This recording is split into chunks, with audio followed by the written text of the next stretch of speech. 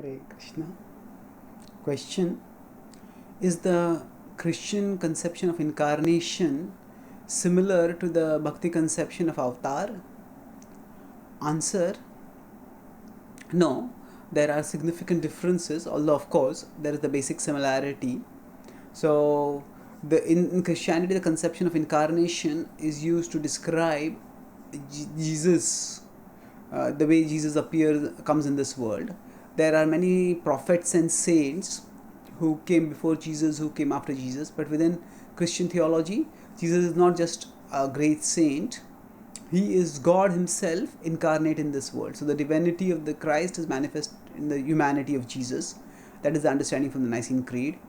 One way of stating that understanding. And so the idea is Jesus is both human and divine. But within the Christian theology, it is understood that Jesus was human also. So he, when he was crucified, he shed blood. His body bled. So he went through the tribulations that human beings go through, and he was in flesh. And God descended in flesh. So the word incarnation, karna, means flesh. That's why we have the word carnal desire. That is desires of the flesh, sexual desires. Or we have carnivorous animals, those which eat flesh. So incarnation means to come in flesh. So literally speaking, Jesus was God who came in flesh, and he came once and he died for the sins of humanity, and all those who accept him with faith, they will be delivered hereafter. That is the broad understanding. Now, if we look at the concept of avatar, although sometimes it is translated as incarnation in English, but avatar is a fairly different conception. It is stated that even when Krishna descends to this world, his body is not material. His body is still transcendental. Ajopi san avyayatma bhutanam ishwaropi san prakritim swamadhisthaya sambhavamya atmamayaya. Sambhavamya atmamayaya. That I descend to this world atmamaya, by my eternal potency. Prakritim swamadhishthabhya, by my own nature. So even when Krishna appears in this world, he still remains transcendental. And with this understanding of God's eternal transcendence, even when he is in this world, that conception is very different from Jesus, God coming as human through Jesus, in Jesus, or as Jesus, whatever. But so Krishna, when he descends to this world, even then he is always transcendental.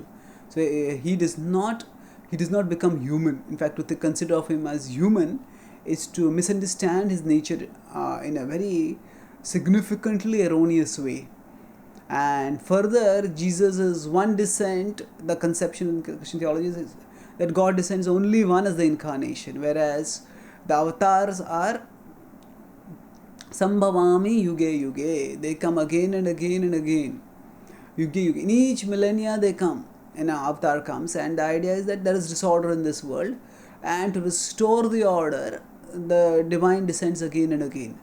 So beyond that, the divine also has many forms in the spiritual world, and accordingly the divine manifests in many forms in this world. But there is no such conception of avatar of the incarnation in the Christian theology. So the idea of being descending from the spiritual level to the material level, for elevating people from the material to the spiritual level, that is similar. But what is the nature of the descended being, whether descended being is human or divine, there is significant difference between that, and the exact mode by which the elevation happens. It is not just by faith in Krishna that one is elevated, it is by awakening of love for Krishna, and that awakening of love is something which happens through the purificatory process of sadhana, bhakti, by the grace of the Lord, of course, but there is sadhana bhakti that is important. So there is a whole theology which is important to understand when we consider any comparative framework. So there is similarity, of course, of the spiritual descending to the material level to elevate people from the material level to the spiritual level. That similarity is definitely there. But apart from that, the fact that Krishna always remains transcendent, and there are many Krishna descends again and again because his love is inexhaustible. So he descends again and again whenever there is disorder, to set things in order. These are some of the differences between the two conceptions. Thank you. Hare Krishna.